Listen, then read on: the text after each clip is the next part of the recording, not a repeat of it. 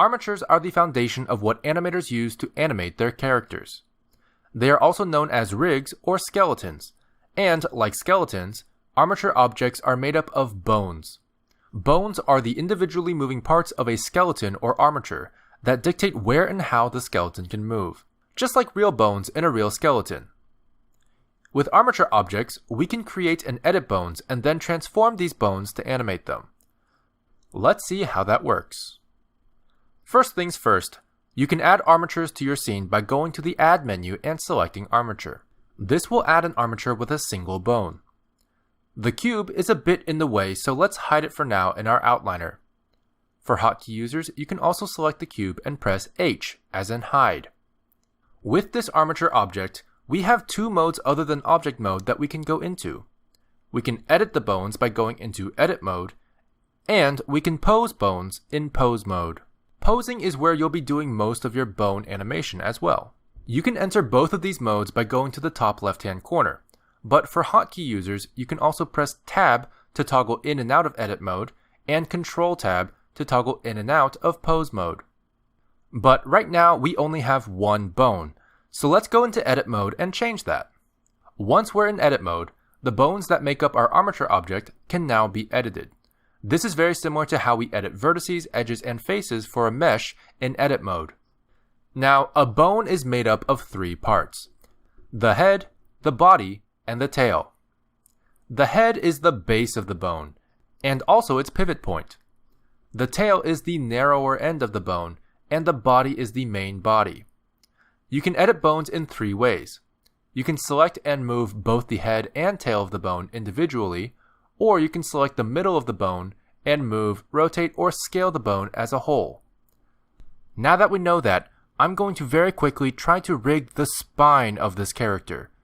You can download this character in the description down below. Let's go ahead and add an armature object like we did before, and then go into edit mode and drag the tail of our bone all the way up to the top of his head. If we want to add more bones, we can also do that in a number of ways. Using the Add menu at the top, we'll add a new single bone, not parented to any existing bones, which you can then move wherever you want.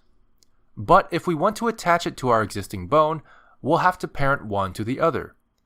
Parenting plays a huge role in armatures and bone relationships, as it drives the foundation of how a rig moves. When we select our new bone and parent it to our existing bone in edit mode, you'll find a few different options: Connected and Keep Offset.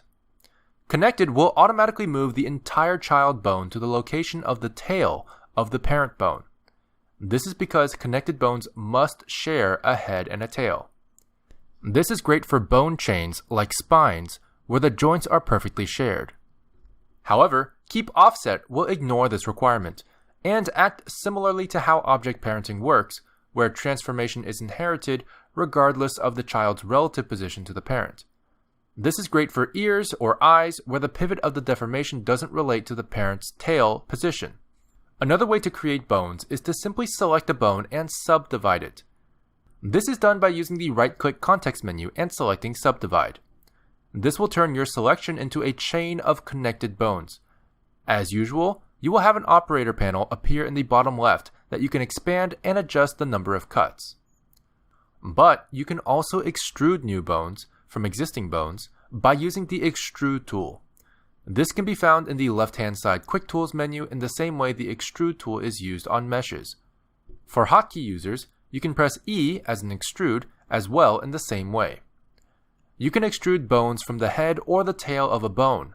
Make sure you have one or the other selected and use the Extrude tool. You can also extrude multiple bones depending on how many heads or tails you have selected. Bones created from extrusion are connected by default.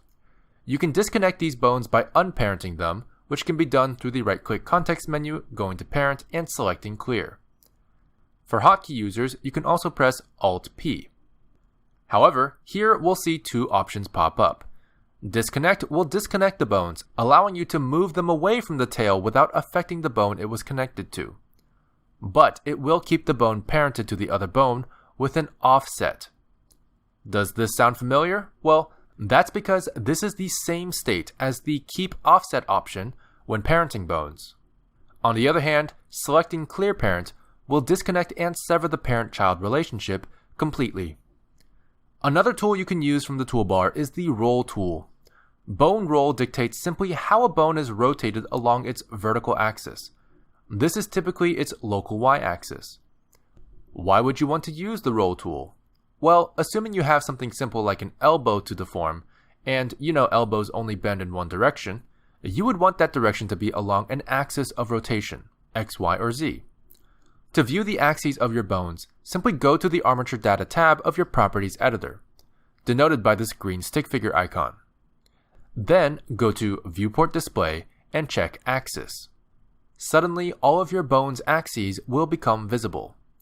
You can use the Roll tool by simply left-click dragging anywhere in the viewport to rotate the axes of the bone to align with how you want it to transform later. You can also edit the roll in the Bone tab of the Properties editor, denoted by this green bone icon. Simply left-click drag the roll value, or left-click tap and enter a number manually. And the last bone editing tool you can select is the Bone Size tool. This is not the same as scaling the bone, and you'll notice that if you left-click drag, it doesn't do anything. That's because these changes are only visible with a different bone display. Simply go back into the Armature tab of the Properties editor. Under Viewport Display, we can open this drop-down to select different kinds of bone displays. For the Bone Size tool to reflect any changes, you'll want to choose either the B-bones or the envelopes display. Now, when we left-click drag this tool, you can see the width of our bone changing. You can read more about what each of these bone types do in the official documentation, which you can find in the description down below. But most of the time, you can choose one based on preference. I typically keep it on octahedral, but some people prefer stick, for example, to simplify the visuals. Now, let's go ahead and talk about how to use these bones for animation. In order to do that, we need to understand how pose mode works. Let's go into pose mode by either selecting it from the drop-down or pressing Ctrl Tab. This will then turn all of our selected bones blue. Transforming a bone here will actually record location, rotation, and scale in the individual bone data. With this, we can finally add keyframes for these bones in pose mode by right-clicking and going to Insert Keyframe, Lock Rod Scale. This lets us animate.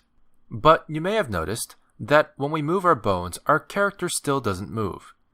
So how do we make sure our bones actually move our character? In Object Mode, we can simply select the mesh, Shift-select the armature object, and open the Parenting menu either through the right-click context menu or Ctrl-P. You then might notice the option for Armature Deform, with 3 sub-options below that. The most commonly used one is with automatic weights, as it gives us a great starting point, but feel free to read up on the other 2 options in the official documentation. Once we've selected this, you'll notice that when you transform individual bones, each bone has been assigned a group of vertices that will deform with it. This is being handled by vertex groups, also known as weights, which have been automatically generated by Blender based on the placement of the bones relative to the mesh. We'll be going over vertex groups in a separate video. If you select your mesh and go into its Modifiers tab, denoted by the wrench icon, you'll notice that it now has a new modifier as well, the Armature modifier. This is how Blender uses armature objects to deform meshes based on the transformation of individual bones. Now obviously this rig is incomplete, and if you want to learn how to rig the entire character, you can head over to our character rigging video. But I hope this gave you a good idea of how armature objects work and how to edit them.